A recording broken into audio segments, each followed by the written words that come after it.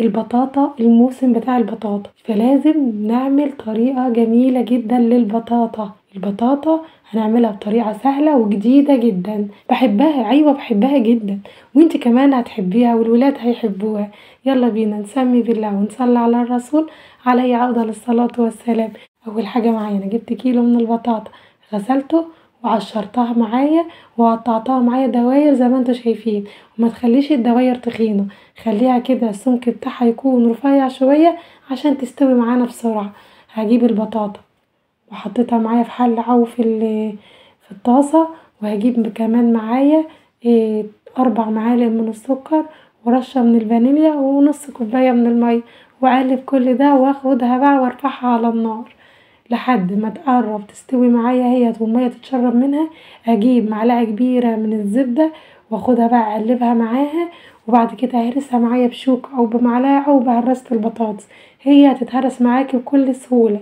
هرستها معايا اهو، قفلت بقى معايا النار، وهحتاج كمان عليهم معلقتين من جوز الهند و3 معالق كبار من المانجا المتقطعة مكعبات. ايوه مانجا مع بطاطا بتودي الطعم في حتة تانية خالص. اخدها بقى اقلبها، وبعد كده هجيب الصينيه بتاعتي او ممكن في اطباق الجيلي بتاعك تقدمي فيها وهتبقى جميله، لكل واحد ياخد طبعه كده. احط بقى معايا خليط البطاطا واسويه في قلب الصينيه بتاعتي واشيل الزوايد من الجنب، وبعد كده هجيب حله بقى على النار، وهحتاج 3 كوبايات من الحليب وعليهم 4 معالق من السكر و3 معالق من النشا كبار، وعليهم كمان كيس من كريم كراميل ورشة من الفانيليا، واقلب كل ده واخد ارفعه على النار القوام بتاعي لحد ما يمسك معايا.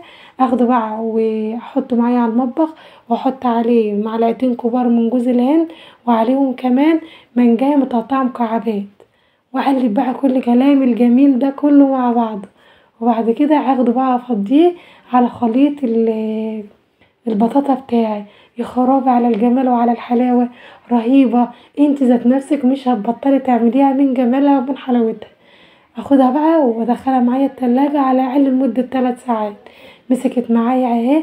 هجيب بقى كيس اللي بيبقى مع الكريم كراميل، كيس العسل اللي بيبقى مع كريم الكراميل، وهفضيه بقى عليه صوص الكراميل ده. يا خراشي بيودي الطعم في حتة تانية، ولو عايزة تستغني عنه استغني عنه، بس هو بيخلي الطعم حلو اوي. وازوقها كده بورقة كده من النعناع، شايفين جميلة رهيبة خطيرة طعمها رهيب، ميكس كده ما بين المانجا والبطاطا، انت هتحبيه جدا، جربوها هتعجبكم اوي و... وهتشرفك لو في عزومة عندك او في ضيوف جايلك، طعمها خطير وانت هتحبوها جدا. لو عجبكم الفيديو ما تنسوش لايك وشير واشتراك في القناة عشان يوصلكوا كل جديد.